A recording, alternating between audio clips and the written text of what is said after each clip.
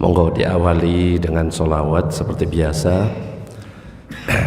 Maulaya sholli wa sallim daiman abada ala habibika khairil khalqi kullihim huwal habibul ladzi turja syafa'atuhu likulli hawlim minal ahwa limuqtahimi ya Rabbi bil Mustafa bandil maqasidana waghfir lana ma madha ya wasi'al karami. Assalamualaikum warahmatullahi wabarakatuh. Bismillah walhamdulillah wassalatu wassalamu ala rasulillah sayyidina Muhammad ibn Abdillah wa ala alihi wa sahbihi wa man walah la hawla wa la quwata illa billah ma ba'du. Para jamaah, bapak-bapak yang dirahmati oleh Allah, alhamdulillah pada kesempatan malam ini kita masih diberikan kesehatan oleh Allah, bisa sholat maghrib berjamaah, kemudian bisa melanjutkan dengan ngaji. Dan insya Allah pada kesempatan malam ini yang akan kita bahas adalah melanjutkan kajian di minggu sebelumnya tentang masalah sholat. Di pertemuan sebelumnya yang sudah kita bahas adalah yang pertama, niat. Yang perlu kita ketahui ketika kita mengucapkan usolli fardad duhri arba'a raka'atin mustaqbilal kiblati ma'muman lillahi ta'ala, itu hukumnya wajib atau sunnah? Mengucapkan usolli itu hukumnya wajib apa sunnah? Hukumnya sunnah. Jadi kalau ada orang nggak pakai usolli tetap sah. Yang penting itu ketika takbiratul ihram lintaskan dalam hati kita ini sedang sholat apa. Makanya para ulama mengatakan an-niyatu qasdus syai' muqtarinan bi fi'lihi wa mahalluha al-qalbu wa talaffudzu biha sunnatun. Niat itu menyengaja melakukan sesuatu bareng dengan perbuatan. Yang dinamakan dengan solat itu perbuatan yang diawali dengan takbir. Maka niat itu bareng ketika kita memulai solat, yaitu ketika takbir. Tempatnya di mana? Hati. Melafatkan hukumnya apa? Sunnah. Maka kalau ada orang yang mengucapkan usolli berarti hukumnya sunnah. Ada yang gak mengucapkan usolli, sah atau tidak? Sah. Kenapa? Hukumnya sunnah. Tiba-tiba ada orang langsung datang Allahu Akbar gak pakai usolli. Yang penting ketika ngangkat tangan lintaskan saya sholat fardhu duhur dalam hatinya, itu sah. Syukur-syukur kita bisa mengamalkan sunnah, pakai usolli ngadep kiblat, pakai usolli fardhu duhri arba' raka'atin mustaqbilal kiblati ma'muman lillahi ta'ala, baru diangkat Allahu Akbar. Selama kita mengucapkan Allahu Akbar, di situ tempatnya niat dalam hati, saya sholat fardhu duhur. Minimal mengucapkan seperti itu, saya sholat fardhu duhur bermakmum. Harus disebutkan bermakmum supaya dapat pahala jamaah. Loh Ustadz, gimana kalau misalkan pakai usolli tapi ketika takbiratul ihram tidak melintaskan dalam hati? Justru tidak sah, ya, karena yang disebut usolli itu hanya sunnah. Yang wajib itu ketika takbiratul ihram, ketika bareng dengan takbir itu ada lintasan niat. Itu yang kemarin, niat. Terus yang kedua adalah berdiri. Berdiri kemarin tidak boleh terlalu renggang sampai ngejar-ngejar kakinya orang. Ada kan mekangkang, nginjek-nginjek kakinya orang, gak boleh. Atau rapat, gak boleh. Yang sunnah adalah dibuka sejengkal, jangan terlalu lebar. Biqadri shibrin, buka sejengkal antara kanan dan kiri. Itu kalau laki-laki. Kalau perempuan baru rapat. Kenapa kemarin alasannya? Kenapa kalau laki-laki nggak rapat? Alasannya ada yang ganjel ya, kan nggak enak ya. Makanya laki-laki dibuka, perempuan rapat. Itu yang kemarin. Nah, ketika kita sudah takbiratul ihram, berdirinya sudah dibuka sejengkal, maka langkah berikutnya setelah Allahu Akbar adalah sendekap. Ketika sendekap jangan pakai diputer yang biasanya kayak gini, tidak sunnah, apalagi putarannya lebih kenceng ya, justru batal sholatnya. Langsung saja Allahu Akbar. Pertanyaannya, ketika sendekap posisi tangan di mana? Karena ketika kita lihat ada yang di atas, betul? Ada yang di sini, ada yang di bawah, bahkan ada yang enggak sendekap. Allahu Akbar. Pertanyaannya, kalau sendekap kita posisinya di mana? Di hati dari Hongkong. Hati itu di mana, Pak? Di mana hati, Pak Jun? Iya tah? Hati di mana? Sini hati. Makanya ada orang yang sendekap agak ke kiri. Pernah lihat? Allahu Akbar. Justru hati di sini. Nah, kita itu sebenarnya yang mana? Makanya dikatakan di sini, wastihbabu wad'il yumna 'alal yusra ba'da takbiratil ihram wa yaj'aluhuma tahta sadrihi fawqa surratihi. Hadza madhhabuna al-masyhur wa bihi qala al-jumhur. Disunnahkan meletakkan tangan kanan di atas tangan kiri setelah kita selesai takbiratul ihram. Cara meletakkan dua cara. Boleh pergelangan ketemu pergelangan gini, boleh pergelangannya dipegang oleh apa namanya? Jari ini apa? Ini jempol. Jadi boleh seperti ini, boleh seperti ini. Posisinya di mana? Dikatakan di sini wa yaj'aluhuma tahta sadrihi fawqa surratihi, di bawah dada, di atas pusar. Antara pusar dan dada. Allahu Akbar. Tidak terlalu ke bawah, tidak terlalu ke atas, tapi di tengah-tengah antara pusar dan dada. Ini pendapat jumhur ulama termasuk mazhab Syafi'i.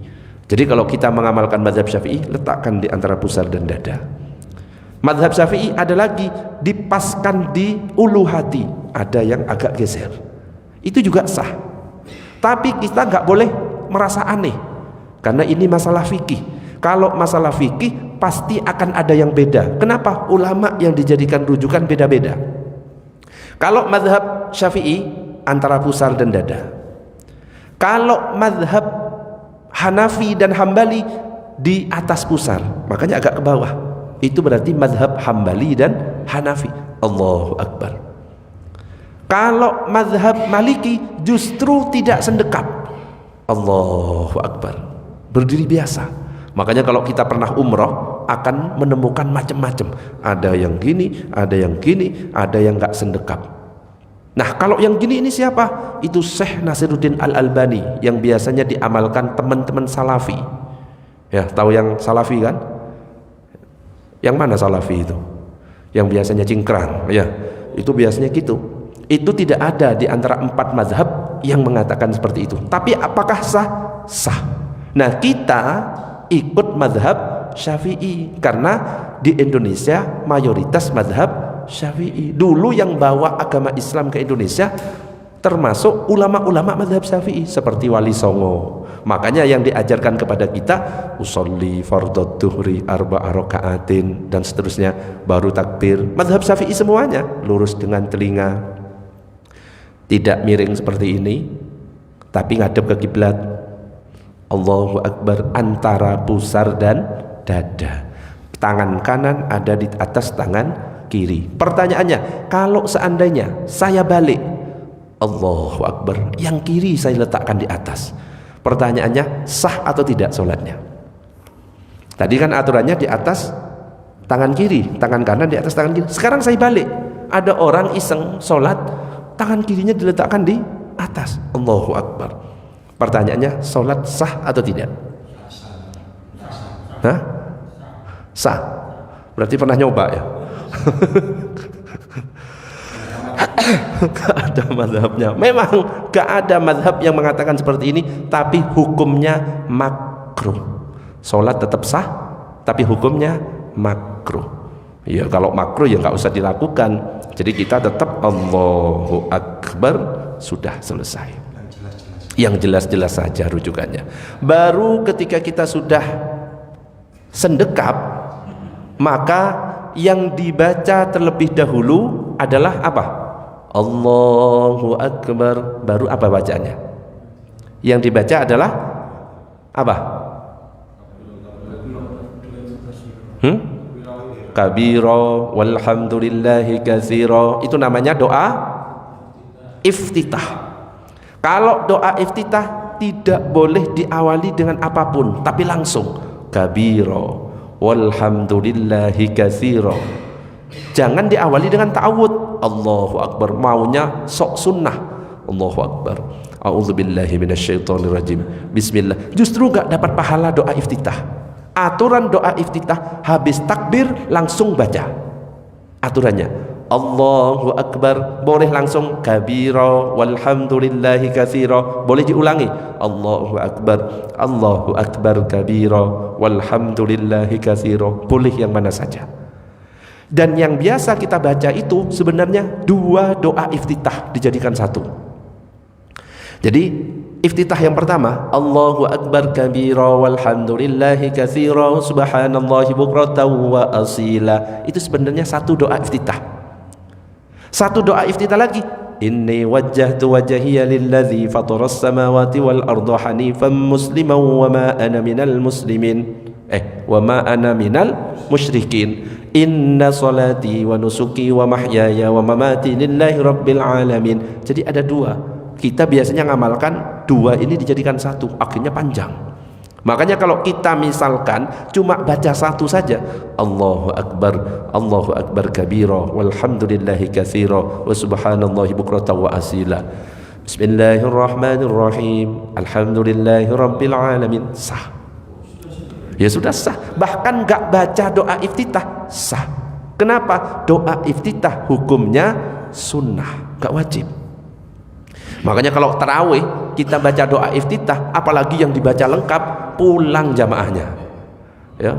Makanya kalau ada yang sholatnya lama, ikut di luar dirasani lama nek cepet iki mantep ini ya. Makanya harus kita lihat ya, sesuaikan dengan jamaahnya. Nek jamaahnya model-model kayak gini, sing cepet bantar ya. Nek dilama-lamakan ya, wes besok gak mungkin kesini lagi. Makanya besok ini bulan Maret Februari ini Ramadan disesuaikan, dilihat dulu jamaahnya. Makanya ketika kita sholat itu kan ngelihat ke jamaah, sawu sufufakum, sebenarnya gitu, sawu sufufakum, dilihat jamaahnya. Oh, ono Pak Jun iki senengnya cepat nih. Nah, ono Pak Novi senengnya cepat, cepetin. Bismillahirrahmanirrahim, alhamdulillahi rabbil alamin, arrahmanirrahim, maliki yaumiddin. Gitu. Misalkan lihat, ono Pak Bobi senengnya lama. Kok senengnya lama kabeh? Lambatkan. Bismillahirrahmanirrahim. Disesuaikan.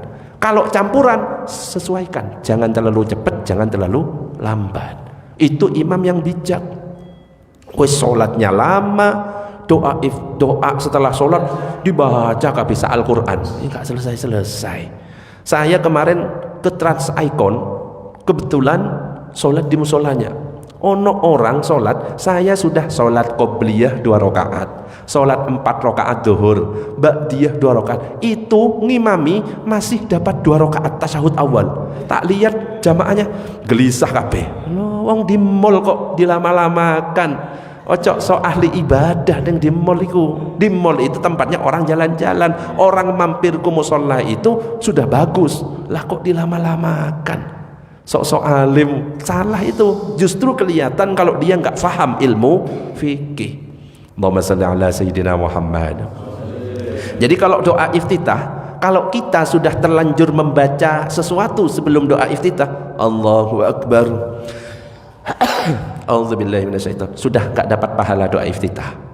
Allahu Akbar, bismillahirrahmanirrahim, nggak dapat. Tapi langsung Allahu Akbar, langsung kabira walhamdulillah. Dan doa iftitah macam-macam. Tadi sudah saya sampaikan 2 yang kita amalkan. Ada banyak macamnya. Ada yang biasanya dipraktekkan oleh teman-teman Muhammadiyah.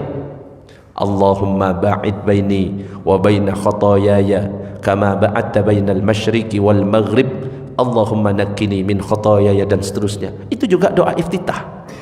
Dan semuanya dari Nabi. Jangan dibilang ada yang kabiro NU, yang Allahumma ba'id baini Muhammadiyah, bukan gitu.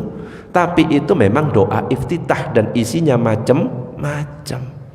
Contoh lagi, kita misalkan telat, datang terlambat ke masjid, ke musola, imam lagi sujud, kita datang mendapatkan imam lagi sujud, jangan ditunggu imam sampai berdiri, itu salah.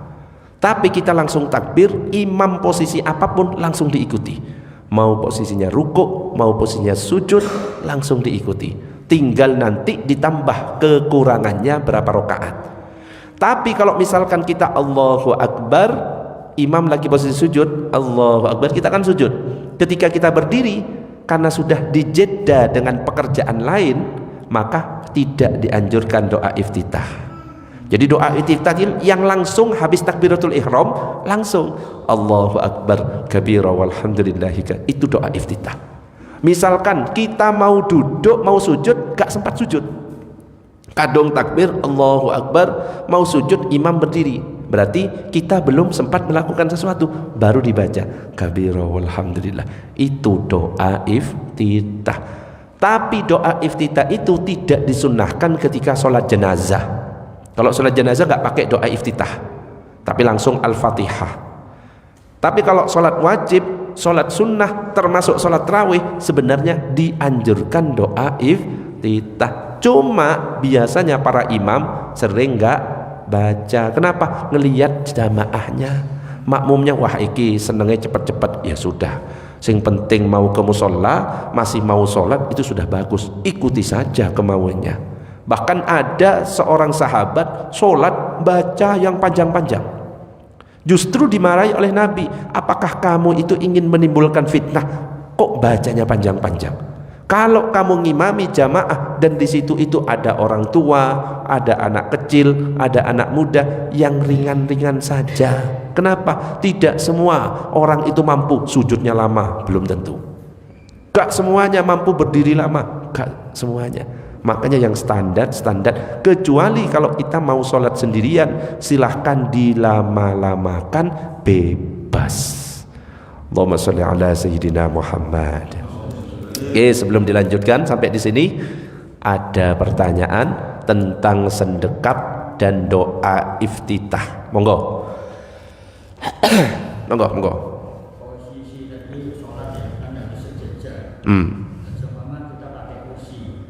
Kursi itu kan nggak bisa sejajar. Kursi itu di belakang apa di depan? Ya.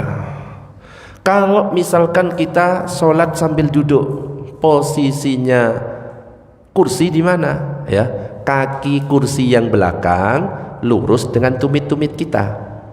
Ya, berarti kalau ini tumit itu kan di garis ini. Nah, berarti kursinya ya sudah ikuti itu. Anggap kursi itu sebagai kaki. Ya, bukan malah di belakang, justru tumit kita yang diluruskan, bukan, justru mengganggu yang belakangnya. Betul? Paham maksudnya? Kalau kursinya terlalu ke belakang, yang belakang sujudnya repot. Nah, Pak Novi minta tolong kursi Pak Novi, coba. Harus praktek. Berarti posisinya Pak Jun berdiri di sampingnya. Nah gitu. Gak boleh kursi di belakangnya. Lah ini ganggu yang belakang.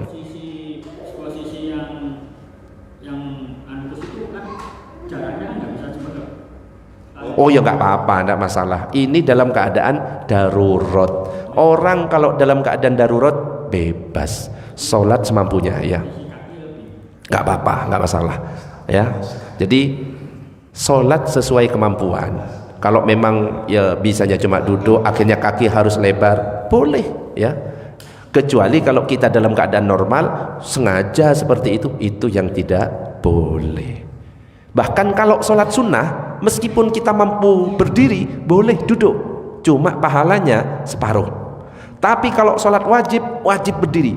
Sengaja duduk tidak sah. Itu bedanya. Ya, saya ulangi. Kalau sholat wajib, kalau dia mampu berdiri, wajib berdiri. Tapi kalau sholat sunnah, meskipun dia mampu berdiri, dia duduk tetap sah. Tapi dia dapat pahala separuh.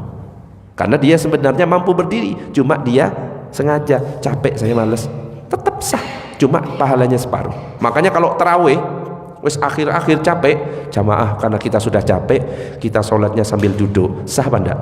Sah semua loh, sah semuanya, tapi pahalanya separuh semua. Gitu ceritanya. Makanya nanti di hari pertama mungkin mau dicoba jamaah. Kemarin kita sudah ngaji, duduk sholat sunnah itu sah. Gimana kalau kita praktekkan? Apa? Separuh semua pahalanya, tapi gitu. Ya, kalau di pesawat Nabi itu ya pernah sholat di atas kendaraan, tapi ternyata yang sholat di atas kendaraan itu tidak pernah sholat wajib, sholat sunnah. Kemarin sudah dijelaskan kan? Gak hadir Pak Jun. Jadi kemarin sudah saya bacakan hadisnya, Nabi sholat witir di atas kendaraan sesuai dengan arahnya. Sholat witir, sholat sunnah. Nabi sholat ini, tapi ketika sholat wajib Nabi turun ngadep kiblat, Allahu Akbar. Nah, yang jadi masalah kalau kita naik pesawat, gak mungkin kita turun.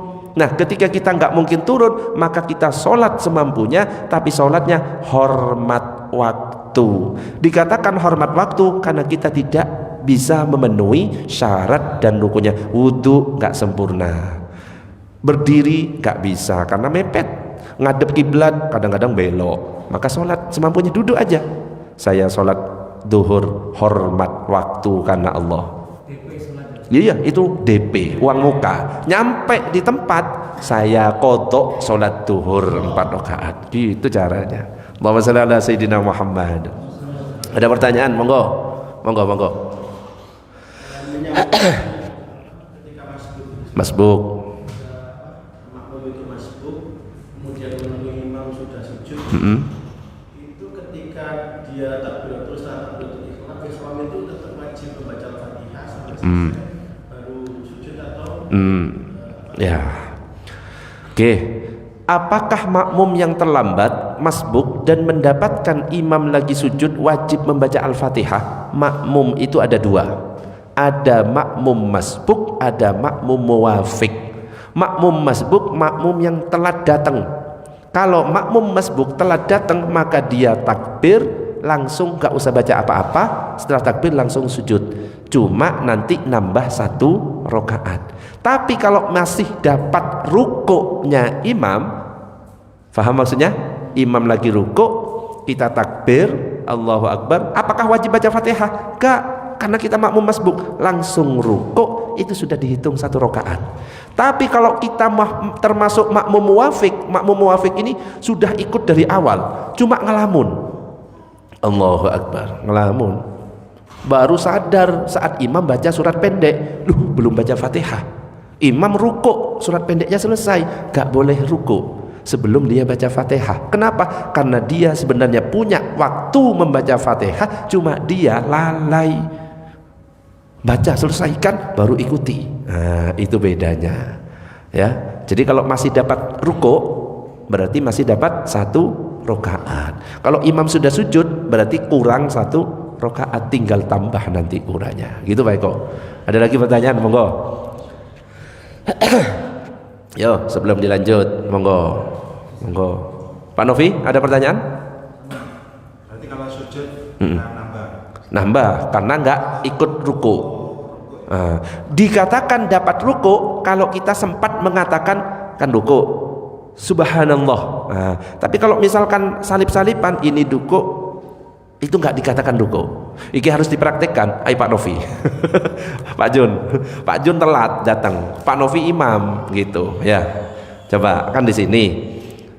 Pak Novi lagi ruku, Pak Jun takbir, lah Pak Novi berdiri, Pak Jun gak sempat ruku dan mengucapkan subhanallah bareng. itu berarti tidak dihitung 1 rakaat, kurang 1 rakaat. Tapi kalau Pak Novi ruko dulu, Pak Jun saya sempat Allahu Akbar 1 kata subhanallah, berdiri, Pak Jun dapat 1 rakaat subhanallah saja, paham? Kalau nggak sempat subhanallah berarti dianggap kurang 1 rakaat. Subhanallah, iya subhanallah. Tapi kalau wis dapat sujud otomatis kurang 1 rakaat. Ya, batasnya itu dapat rukuk enggak? Oke, silakan. Yang jadi masalah kalau orang telat sholat Jumat. Nah, kira-kira nambah berapa rakaat? Dapat di rakaat kedua. Datang ya mungkin ya karena macet dan lain sebagainya. Dia dapat di rakaat kedua sholat Jumat. Pertanyaannya, nambah 1. Sholat Jumat berapa rakaat? 2 kan? Lah itu telat datang di rakaat kedua. Pertanyaannya, karena dia telat 1 rakaat, ketika salam nambah 1 apa nambah 3? Digenapkan jadi 4. Ayo, nambah berapa itu? Nambah? Sholat duhur. Nah ini yang kadang-kadang bingung orang-orang. Kalau orang telat sholat Jumat, selama dia masih dapat rukuk di rakaat kedua, paham? Rukuk di rakaat kedua, apalagi masih dapat saat berdiri, maka itu masih dianggap dapat sholat Jumat, cukup ditambah 1 rakaat. Tapi kalau nggak dapat rukuk, imam sujud di rakaat kedua, ya, yang mau salam itu, terus datang Pak Jun, Allahu Akbar, sujud, berarti kan nggak dapat rakaat. Ketika dia salam nambahnya 4. Nah, iya, belum nggak percaya.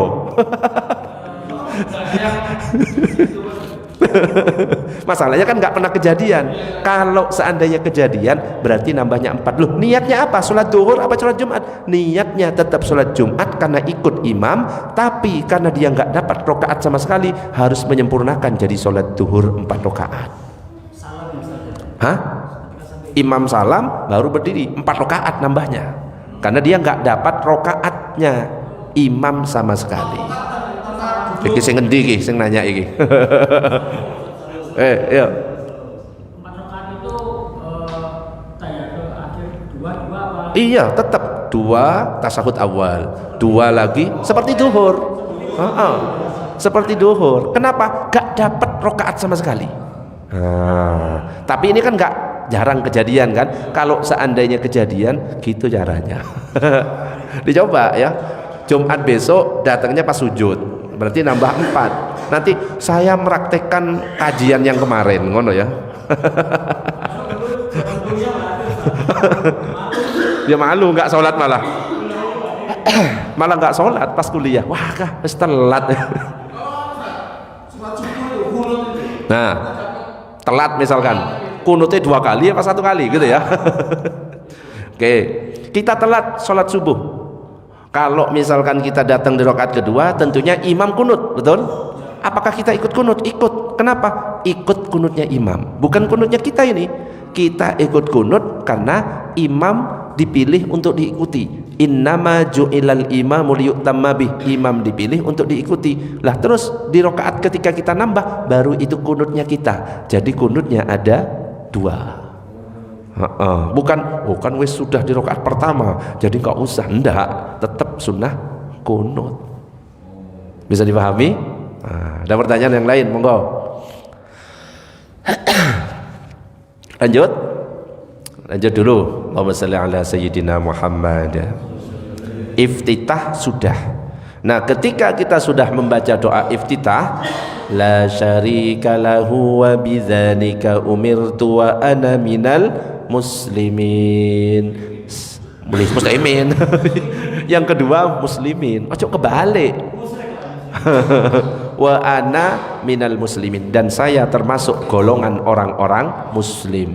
Wa ana minal musyrikin, dan saya termasuk orang-orang musyrik. Repot. Kalau yang tengah-tengah itu wa ma ana minal musyrikin, dan saya bukan termasuk orang musyrik, artinya memang negatif. Nah, setelah la syarika lahu wa bidzalika umirtu wa ana minal muslimin, berikutnya yang kita lakukan apa? La syarika lahu wa bidzalika umirtu wa ana minal muslimin. Terus apa yang dilakukan biasanya?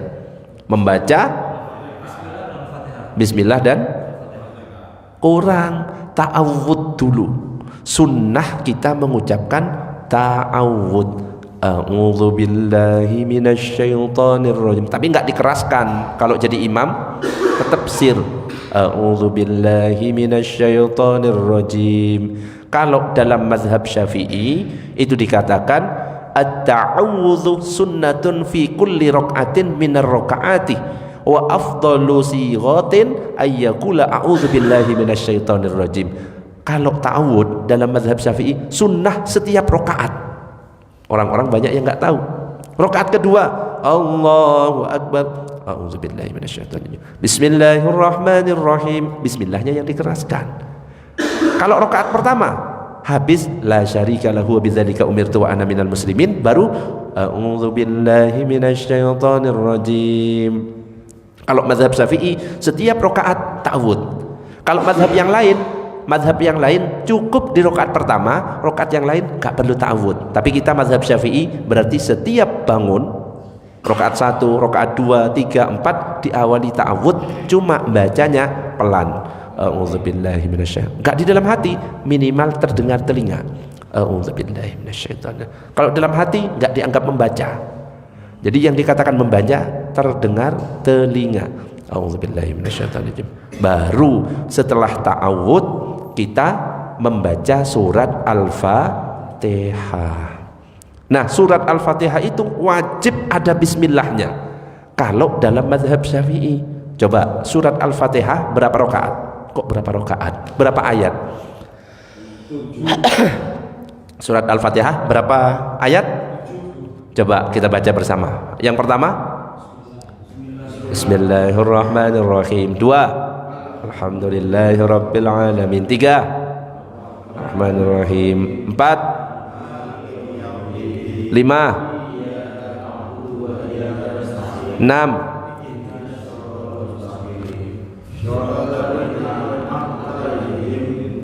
8. Kok jadi 8? Al-Fatihah berapa ayat? Jadi 9. Sama amin. Jadi sing bener iki berapa Al-Fatihah itu?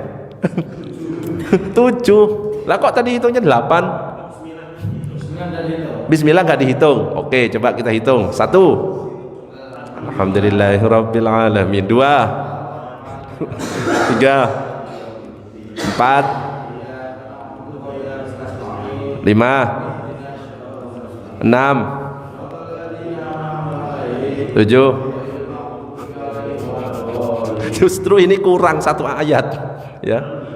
Amin itu nggak masuk. Jadi Al-Fatihah itu ada 7 ayat. Ayat yang pertama itu adalah Bismillahirrahmanirrahim. Kalau nggak percaya, coba buka Al-Quran. Pak Novi minta tolong. Ayat pertama dari Al-Fatihah, buktikan.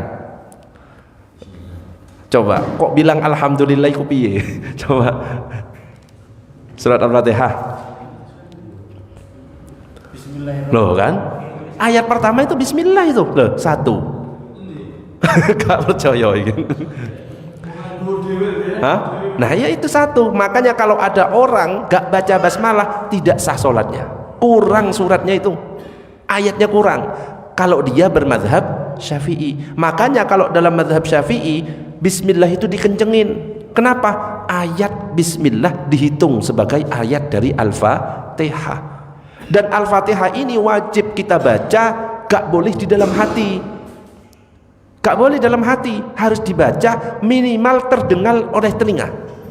Makanya bacanya, tapi gak boleh mengganggu sebelahnya. Bismillahirrahmanirrahim, ganggu dosa. Tapi minimal terdengar oleh telinga kita. Bismillahirrahmanirrahim, alhamdulillahirabbil alamin arrahman. Meskipun makmum, imam wajib baca Fatihah, makmum wajib baca Fatihah. Karena apa? Rukun. Bahkan ada hadisnya, la sholata liman lam yaqra' bi Fatihatil kitab. Tidak sah sholat seseorang tanpa membaca Al-Fatihah. Kalau mazhab Syafi'i, imam wajib, makmum wajib. Makanya kalau kita jadi imam harus bijak. Jangan langsung amin, bismillahirrahmanirrahim. Itu kurang bijak. Makmum gak ada kesempatan baca Fatihah. Tapi imam setelah amin, amin, diem sejenak. Ojo lama-lama ya, tak nunggu makmum sambil rokokan ya, nggak boleh ya. Diem sejenak. Makmum ketika tahu imam diem langsung baca bismillahirrahmanirrahim, alhamdulillahirabbil alamin. Langsung baca berikutnya surat pendek. Gitu sebenarnya. Cuma nggak bisa dipraktekkan kalau salat tarawih, nggak selesai-selesai. Iya, kita dengarkan. Iza quri'al Qur'an fastami'u lahu. Apabila dibacakan Quran, dengarkan. Jadi ketika imam baca, nggak barengi. Imam baca Fatihah, kita barengi. Bukan. Imam baca Fatihah, dengarkan. Ketika amin, amin, imam diem. Baru kita baca bismillahirrahmanirrahim. Meskipun nggak lama-lama, meskipun imam sudah masuk surat pendek, kita selesaikan. Baru kalau sudah selesai, kita dengarkan. Bukan ikut baca surat pendek, dengarkan saja. Itu Al-Fatihah toh. Kalau makmum cuma wajib baca Fatihah, gak usah baca surat pendek. Kalau imam, Fatihah plus surat pendeknya sunnah. Justru kalau kita makmum membaca surat pendek, hukumnya makruh. Jadi kalau makmum cukup membaca Al-Fatihah. Dan Al-Fatihah itu 7 ayat. Nah, dikatakan di sini, idza qara'tumul hamdulillah. Apabila kalian membaca surat Al-Fatihah, faqra'u bismillahirrahmanirrahim, maka bacalah bismillahirrahmanirrahim. Innaha ummul Quran wa ummul kitab. Karena Al-Fatihah itu adalah ummul Quran, induknya Al-Quran, juga induknya kitab. Wa sab'ul mathani, dan merupakan 7 ayat yang diulang-ulang. Wa bismillahirrahmanirrahim ihda ayatiha, dan bismillah itu salah satu ayat dari Al-Fatihah. Ustadz, gimana kalau misalkan ada di masjid gak baca bismillah? Ada kan? Ada.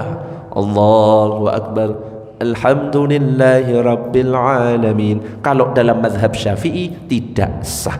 Cuma kita nggak boleh mengatakan mereka tidak sah. Kita husnudzon, mungkin mereka ikut pendapatnya Imam Maliki. Kalau Imam Maliki nggak perlu bismillah. Ya, biasanya Muhammadiyah pakai pendapatnya Imam Maliki. Allahu Akbar, alhamdulillahi rabbil alamin. Kalau masih ada tapi bacanya pelan, bismillahirrahmanirrahim, alhamdulillahi rabbil alamin. Di Makkah Madinah itu mazhab Hambali. Kita mazhab Syafi'i, bismillahnya dikencengin sampai selesai. Ghairil maghdubi alaihim waladhdallin, baru amin. Amin itu enggak termasuk ayat. Kok iso Al-Fatihah jadi 9 ayat saamine ngono lho. Iku nambah-nambah namanya. Allahumma shalli ala sayyidina Muhammad. Dan kalau kita baca Fatihah di ayat yang ke-7 disambung, afdolnya disambung, bukan dipotong. Kalau dipotong kan jadinya kayak 8. Karena kita berkeyakinan 7 ayat, maka yang panjang, yang paling akhir sambung. Ambil nafas makanya, biar apa? Kuat nyambung. Siratal ladzina an'amta 'alaihim ghairil maghdubi 'alaihim waladdallin. Yang afdol disambung, tidak di stop. Siratal ladzina an'amta 'alaihim ghairil maghdub, hukumnya makruh tapi sah. Yang afdol gimana? Lanjut. Siratal ladzina an'amta 'alaihim ghairil maghdubi 'alaihim waladdallin. Amin. Ustadz gak kuat kepanjangan, boleh berhenti terus diulangi cara membaca Al-Quran. Siratal ladzina an'amta 'alaihim ghairil maghdubi 'alaihim, kan gak kuat. Ulangi lagi. Ghairil maghdubi 'alaihim waladdallin. Boleh. Kalau kuat langsung. Gitu cara bacanya. Jadi ada aturannya, dan gak boleh diubah panjang pendeknya. Huruf-huruf gak boleh diubah. Karena apa? Berubah huruf, berubah panjang pendek, maknanya berubah. Contoh, bismillahirrahmanirrahim pakai sin. Sin. Bismillah, dengan nama Allah. Kalau pakai sa yang titik 3, Bismillahirrahmanirrahim, artinya dengan dosa Allah. Wis salah itu. Yang benar Bismillahirrahmanirrahim, dengan nama Allah. Bukan bis SS biasa. Ar-Rahmanir-Rahim, yang maha pengasih, maha penyayang, pakai ha. Ar-Rahmanir-Rahim, gak pakai kho, maunya sok-sok fasih. Ar-Rahmanir-Rahim, loh salah. Yang awalnya artinya yang maha pengasih, maha penyayang, berubah artinya yang maha pengasih lagi maha merdu. Makanya kalau misalkan bacaan masih kurang benar, sadar diri, jangan maju jadi imam. Yang bagus bacanya itu yang baca.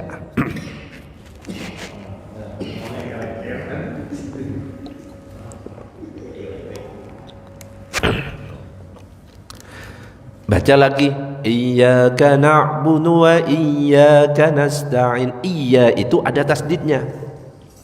Iyyaka bukan iyyaka na'budu wa iyyaka nasta'in, itu artinya beda. Kalau iyyaka na'budu wa iyyaka nasta'in, artinya apa? Hanya kepadamu kami menyembah, hanya kepadamu kami minta pertolongan. Tapi kalau misalnya iyyaka na'budu wa iyyaka nasta'in, enggak ada tasdidnya, hanya kepada cahaya mataharimu kami menyembah dan hanya kepada cahaya mataharimu kami minta pertolongan, syirik langsung. Berat jadi imam itu. Makanya kalau milih imam, yang pertama dilihat alimnya, dia ngerti enggak masalah fikih. Bukan bacaan dulu, tapi alimnya dulu. Baru kalau ada dua orang sama-sama alim, baru dilihat bacaannya. Mana yang hafalannya paling banyak, mana yang bacaannya paling bagus. Oh, yang paling bagus jadi imam. Kok sama bacaannya? Bukan yang tua.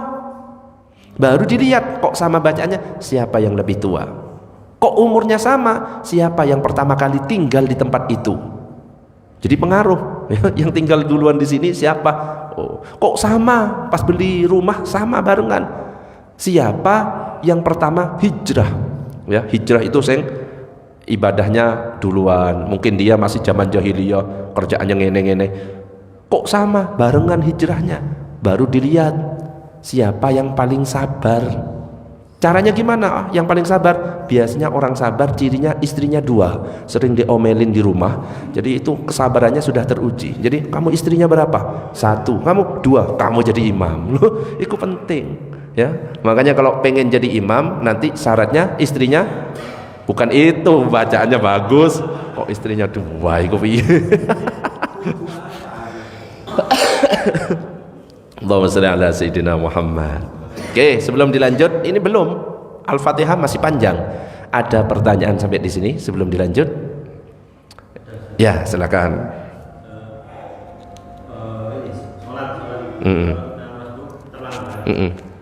Ini yang sholat 2 orang, depan sama makmum.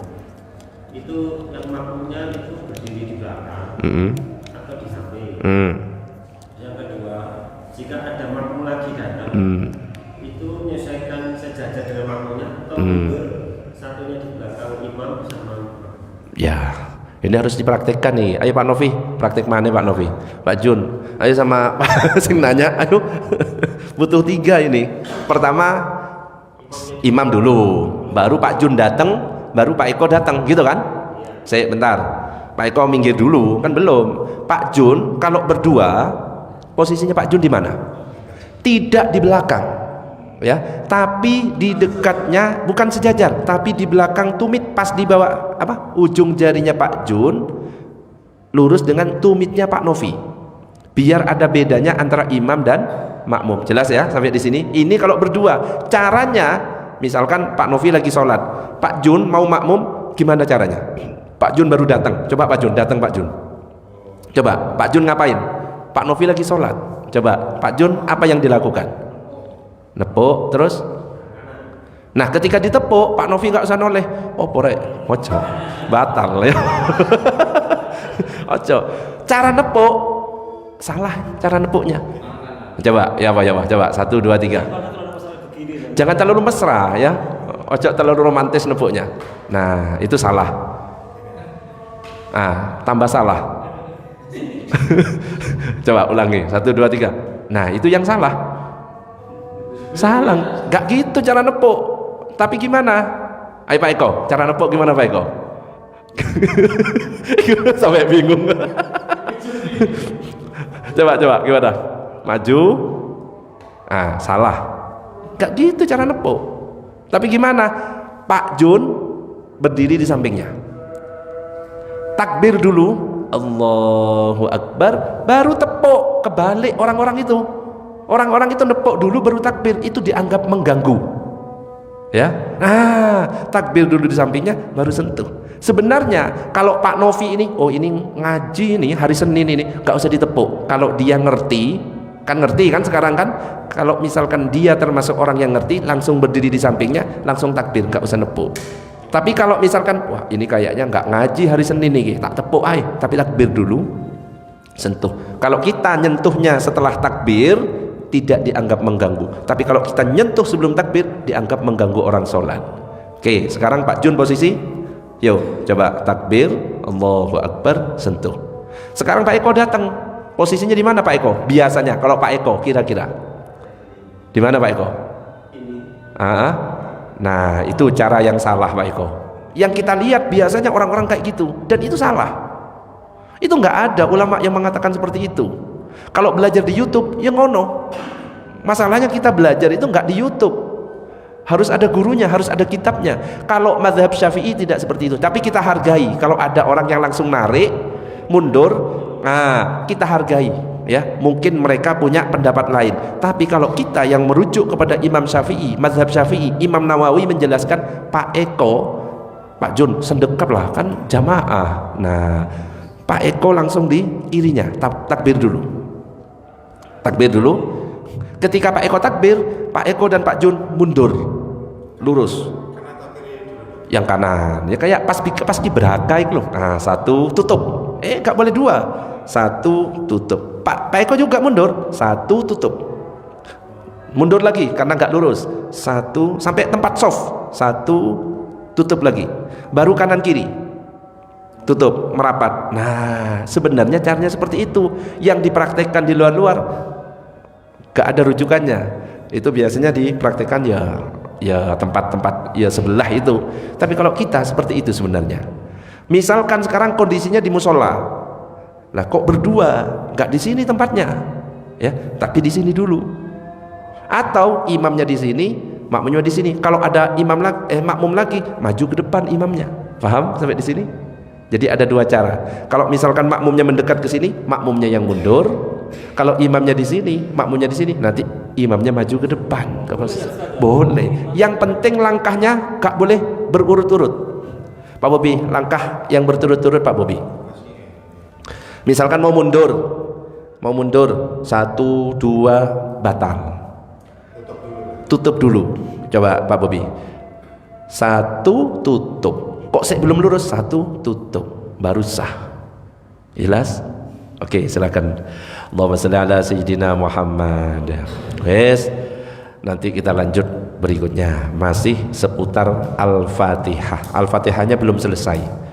Jadi sesi kedua Al-Fatihah berikutnya. Monggo kita tutup dengan doa kafaratul majlis. Subhanakallahumma wa bihamdika asyhadu an la ilaha illa anta astaghfiruka wa atubu ilaik. Assalamualaikum warahmatullahi wabarakatuh. Berapa Pak Bobi? Saya nonton berapa? 90.